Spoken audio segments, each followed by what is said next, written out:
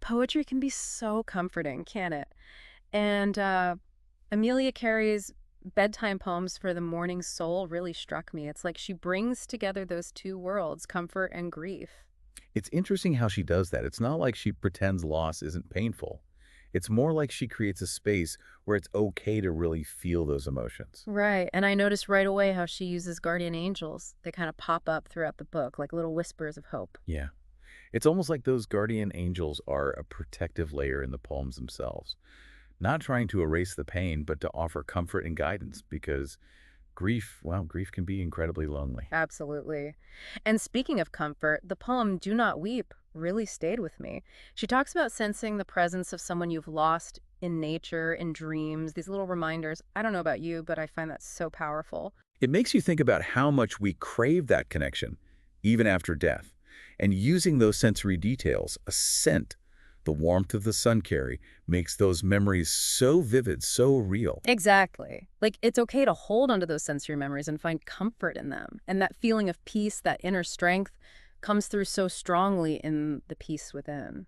It's like she's saying that finding peace isn't about looking outward, but finding it within yourself. And that's such an important shift because real healing, the kind that lasts, has to come from within. Recognizing the pain, yes, but also your own strength. Which leads us to fall in love. This poem doesn't shy away from those raw, intense emotions of grief. It feels so real, so immediate. It does. And I'm struck by how Carrie uses nature to show the ups and downs of grief. She compares it to the seasons changing. Winter is harsh, but then there's always the promise of spring.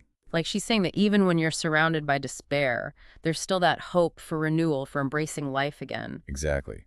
And that message just weaves through these first poems.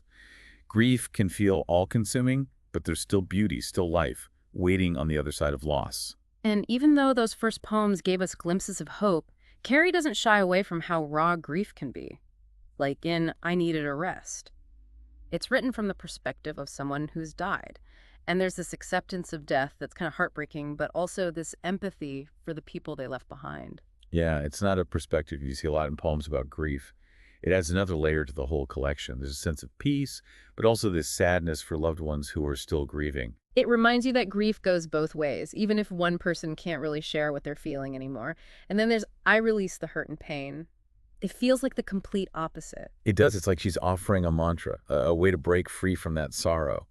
And I find it fascinating how Carrie uses repetition in this poem, like a drumbeat pushing you forward, urging you to let go and heal. You really feel that momentum building, pushing you towards a sense of renewal. And then she switches gears completely with what is coping? Like suddenly we've found a toolkit hidden within all these poems. That says a lot about what Carrie wanted to do with this collection. It's not just about reflecting on grief through poetry. It's about giving people practical advice for dealing with loss, because it's messy and complicated. Everyone grieves differently. Exactly. And she makes that so clear in Exercise Away the Grief. It highlights how helpful physical activity can be when you're dealing with emotional pain. A lot of people can probably relate to that. It's about taking back some control when everything feels overwhelming. Grief can make you feel powerless, but Carrie reminds us that we have choices. We can take action, even if it's just putting one foot in front of the other. It's like she's saying, hey, here's a way to deal with those feelings to get back a piece of yourself that grief might be trying to take away. But it's interesting how Carrie talks about both being alone with your grief and being with other people. Right. In The Road Less Traveled, it feels very much like you're on your own, finding your own way through everything. It is very much like that. And it makes you realize how personal grief is. What helps one person might not help someone else at all. And sometimes you just need that time by yourself, that space to think, to really heal. I agree. But then in supporting each other, she reminds us that we don't have to go through it alone. It can be so powerful to know other people understand what you're going through. When I've connected with people who've had similar losses, it's been a comfort. It's like this connection you can't put into words. It makes you realize that even when you feel your worst, you're still part of something bigger.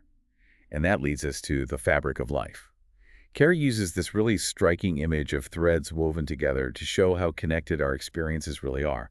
The good times, the sad times, love, loss, everything's woven together. It's like, even though grief creates these holes, those tears in the fabric, you can mend those tears with love and support. You really can. And that process of mending, that journey back to feeling whole, It usually starts with a choice. Mm-hmm. You have to choose to live again. Which brings us to Time to Start Living. This poem feels like a turning point in the collection. It is, like she's gently pushing us forward, reminding us that even though grief will always be a part of you, it doesn't have to be all of you. It doesn't. And moving forward doesn't mean you forget or pretend the loss wasn't a big deal. It's about honoring those memories and also making space for happiness, for new beginnings. And in It Will Be Okay, she makes it clear that it's not this straightforward process. She's Yeah. really honest about those ups and downs, those times when you doubt yourself, even though you're trying to get better. And that is such an important message for anyone dealing with grief. It's okay to not feel okay sometimes. There's no straight line to healing.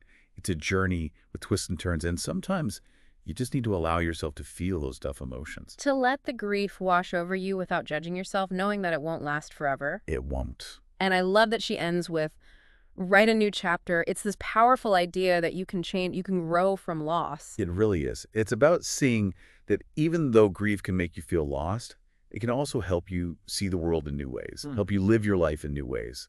Like she's telling us we can all write our own stories, to remember the past, but also look forward to the future, even with all its uncertainty and beauty. And that's what makes this collection so powerful, you know? It's not just poems about grief. It's like a guidebook for dealing with loss, for finding hope, even when things seem their darkest. I think so too. And it reminds us that even though someone's physical presence might be gone, the love, the memories, those connections, they remain.